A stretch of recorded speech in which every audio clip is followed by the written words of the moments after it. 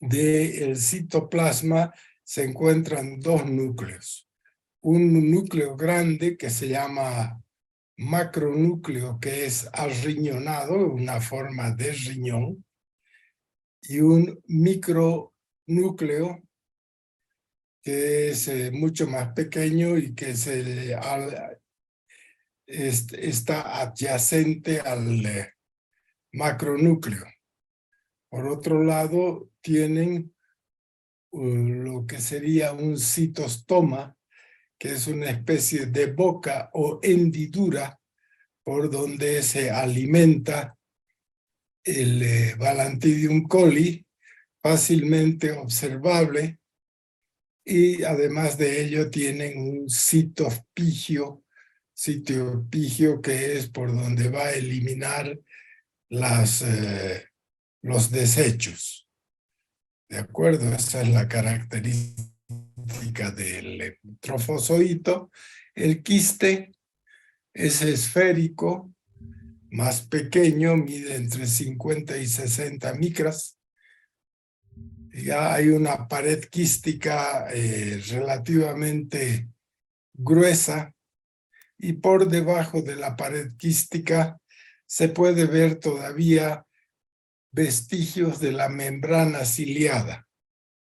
¿Sí? O sea que el quiste no pierde la membrana ciliada, se la puede ver por debajo de la pared. Y de igual manera contiene un macronúcleo y un micronúcleo. Aquí ustedes están viendo el trofozoito en esta imagen hermosa. Ya vean la pared externa o membrana externa ciliada. ¿Sí? Aquí está el citostoma. El citostoma, que es una especie de boca, es un aparato, es un organismo unicelular, ¿ya? O sea que no hay aquí varias células ni intestino. Ya aquí se observa el macronúcleo bien pigmentado en esta tinción, y se observa el micronúcleo. El macronúcleo, una forma arrillonada, y el micronúcleo acá. Y después tiene una serie de vacuolas donde se pueden encontrar gran cantidad de gránulos de almidón, también de bacterias, porque también se alimenta de bacterias. Y por otro lado tenemos aquí el quiste, que como ustedes ven es redondo, ¿de acuerdo? Se puede observar la pared quística, y por dentro de la pared quística se observa la membrana ciliada, y se pueden ver todavía los cilios, no con mucho detalle, y aquí está el macronúcleo y el micronúcleo.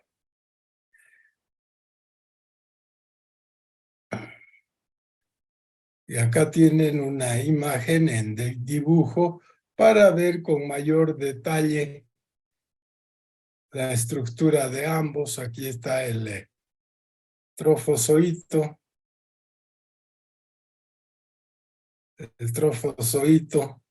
el citostoma, el citopigio, ¿sí? El macronúcleo arriñonado, el micronúcleo, y como habíamos dicho, en el citoplasma, gran cantidad de vacuolas alimenticias o con restos alimenticios, donde pueden haber bacterias, almidón, etcétera. Y acá, de igual manera, en un dibujo, el quiste, ven la pared quística, por dentro está la membrana ciliada, el macronúcleo y el micronúcleo.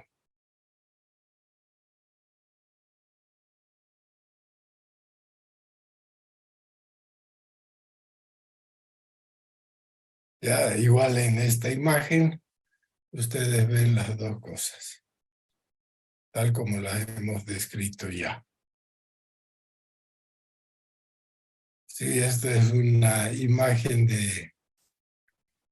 tomada en uno de los microscopios de la Facultad de Medicina, donde se puede observar entonces la membrana ciliada, y ahí es parte de un quiste en este caso.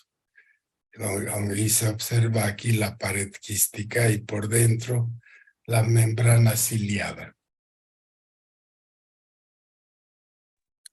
Entonces, como ustedes ven acá, este es el quiste de Balantidium coli y están en las heces humanas o en las heces de los cerdos. También se ha descrito esta enfermedad en monos. Y aquí tienen el ciclo biológico. El ciclo biológico se inicia en el ser humano con la ingesta de quistes. ¿Ya? Estos quistes rápidamente van a perder la pared quística y se van a convertir en trofozoitos. Vean que el quiste va y se va a alojar sobre todo en el colon. En el colon. Entonces aquí ya tienen el trofozoito llegando al intestino grueso. Ya está como quiste ciliado. El quiste ciliado puede multiplicarse o dividirse por partición binaria, dando lugar a dos trofozoitos con las características que ya hemos descrito, ¿no es cierto? Y estos quistes, los trofozoitos tienen capacidad invasiva y van a dañar la mucosa del colon. En este caso, aquí lo que se vería es una úlcera en la mucosa del colon. Sí, se ha formado una úlcera y al fondo de la úlcera están los trofozoitos, que es la forma, ya hemos dicho, invasora y de multiplicación del Balantidium coli. Por otro lado, algunos trofozoitos se van a convertir a quistes cuando las condiciones no son las mejores y se va a eliminar en las heces los quistes maduros, tal como ya lo hemos descrito anteriormente. Entonces es un ciclo simple de un solo huésped y sucede básicamente en el colon. Entonces, como hemos dicho, tenemos quistes en heces, fecalismo ambiental, se ingieren en quistes, se desenquistan los quistes en el intestino, los trofozoitos se instalan a nivel del colon e invaden la mucosa intestinal produciendo el cuadro clínico típico. Ya otra vez ven el ciclo, alimentos contaminados que contienen quistes, ya esos van a ser ingeridos, primero llegan hasta el intestino delgado, después ya se sitúan en el colon, y en el intestino del colon van a invadir la pared del colon, se eliminan quistes y los trofozoitos son los que producen el daño. Y aquí ven la división, la transformación de quiste en trofozoito, la división de los trofozoitos, otra vez la transformación en quiste maduro. ¿Cuál es el daño? ¿Qué tipo de daño produce el trofozoito? Entonces estamos hablando aquí cuál es la patogenia. Recordándoles a ustedes que patogenia quiere decir origen del daño, cómo se origina el daño, ¿sí?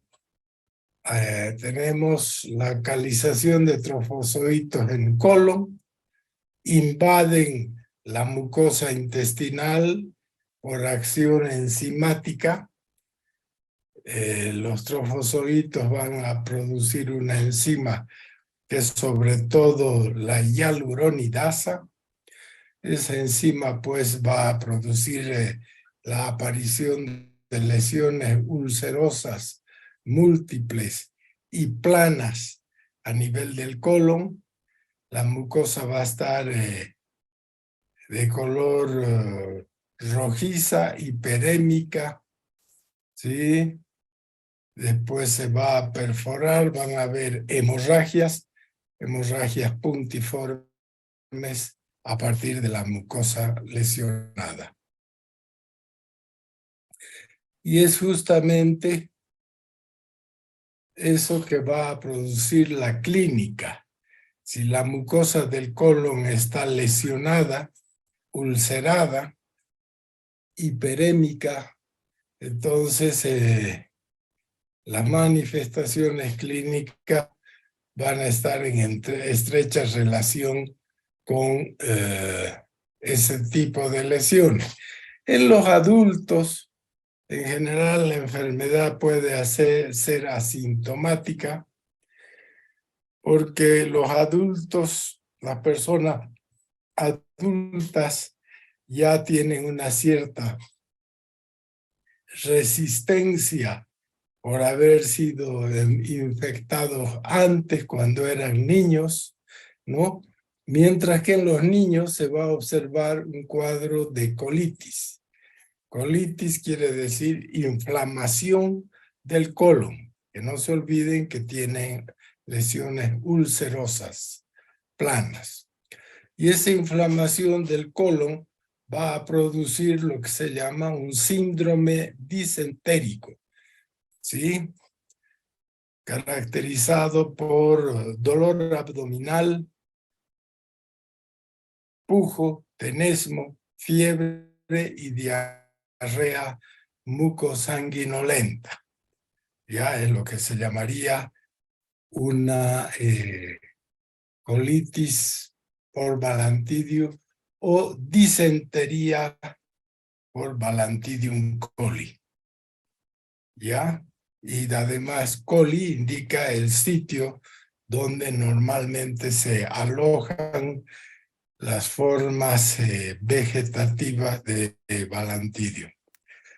Y este es el cuadro, digamos, más típico, observable sobre todo en niños, es la disentería o síndrome disentérico que, como hemos visto en ameba histolítica, produce un cuadro muy similar, con dolor abdominal, diarrea con sangre, con moco, cólicos, pujo, tenesmo y fiebre.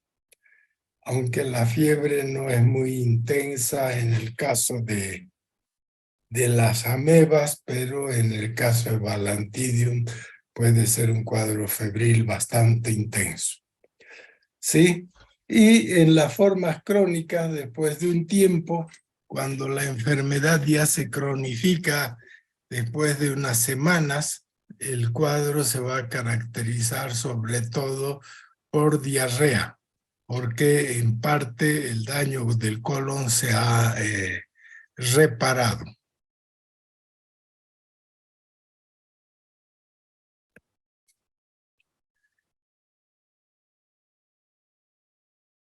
Entonces, ustedes tienen que las complicaciones van a ser primero una colitis balantidiásica y más tarde un compromiso del colon con ulceraciones múltiples. Pueden haber microperforaciones del colon, ya dando microabscesos a nivel del peritoneo, porque por las microperforaciones puede extenderse la infección y también salir bacterias que van a dar una peritonitis, ¿de acuerdo? Y también se encuentran los trofozoitos de Balantidium toli en el fondo de las úlceras. Esto se observa sobre todo en niños que tienen algún tipo de alteración inmunológica, ya sea por desnutrición o también por otras causas de inmunodeficiencia.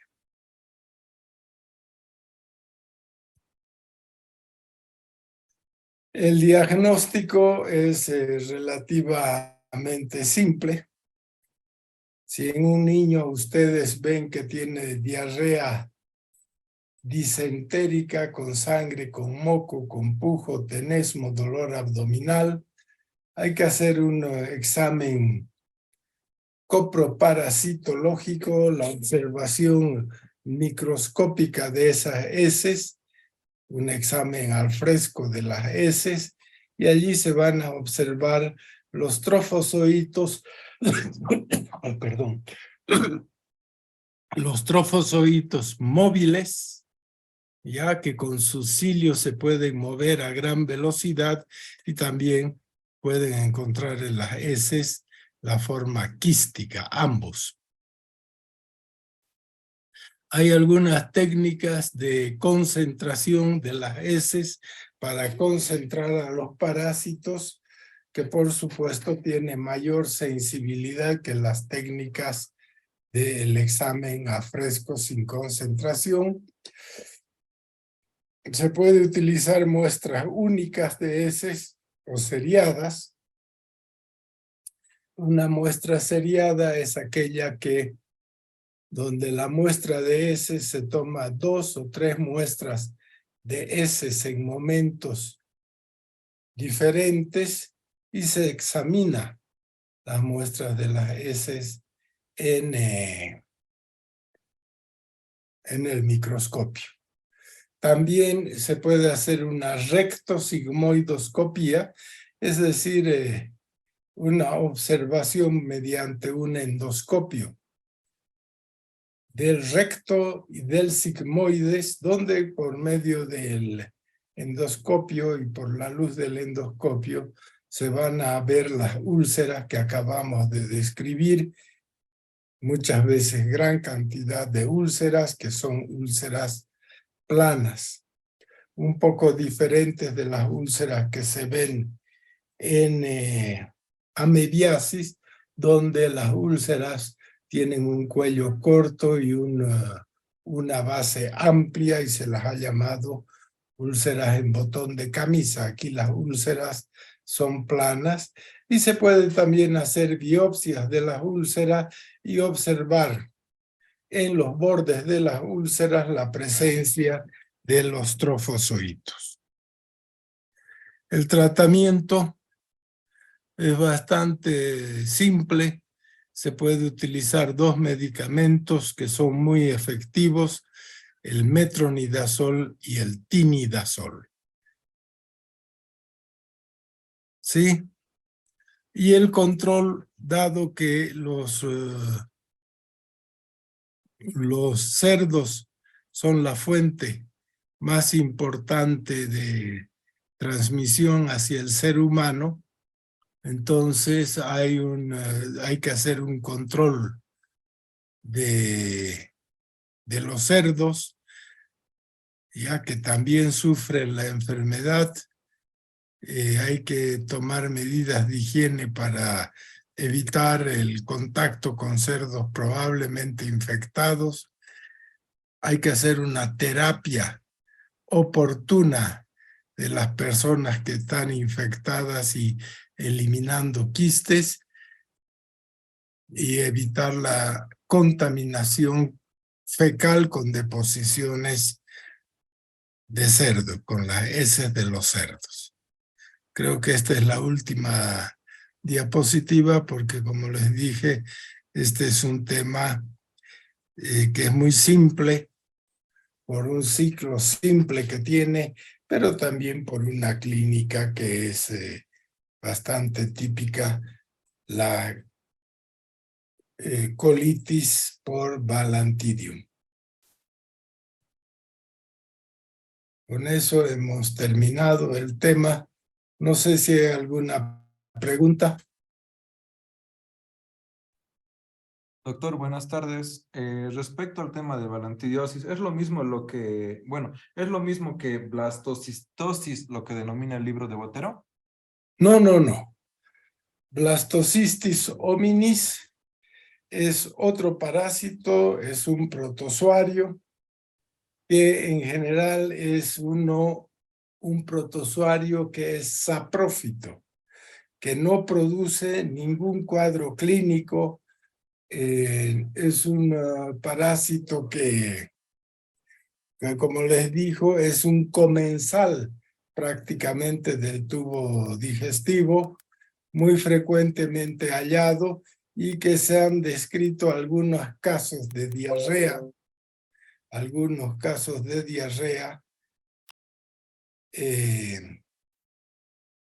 como decir, cuando la persona está inmunodeprimida, pero que en general no produce síntomas. Esto es el blastocystis hominis. Si ustedes ven en Botero, van a decir es saprófito del tubo digestivo. ¿Ya? Entonces no es lo mismo que blastocystis.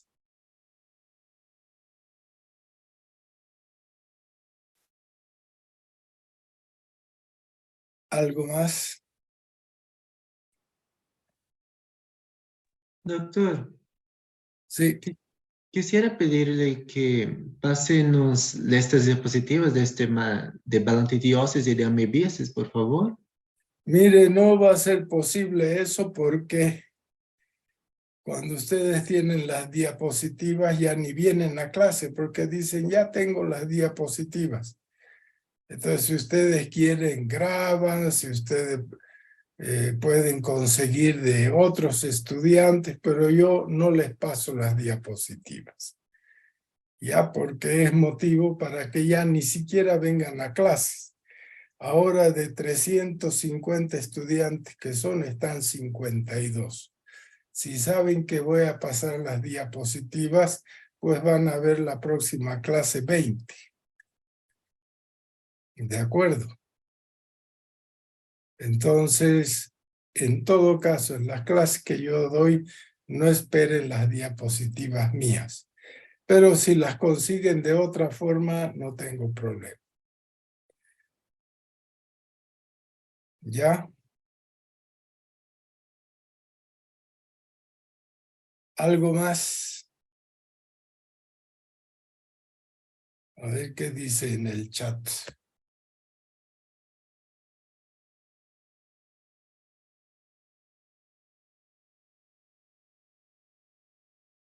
Ya, nada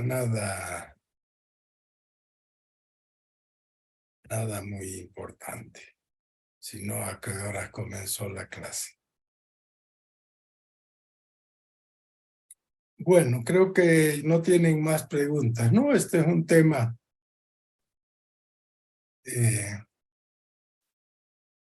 relativamente simple, que puede tener mucho parecido con la amebiasis intestinal, que también afecta, como hemos visto, al colon, ¿sí? Dando también una colitis, pero en ese caso es amebiana. Aquí nos vamos a quedar, ¿sí? Buenas tardes. Gracias, doctor. Hasta luego. Hasta luego, hasta luego. Gracias, doctor. Buenas tardes. Buenas tardes, hasta luego.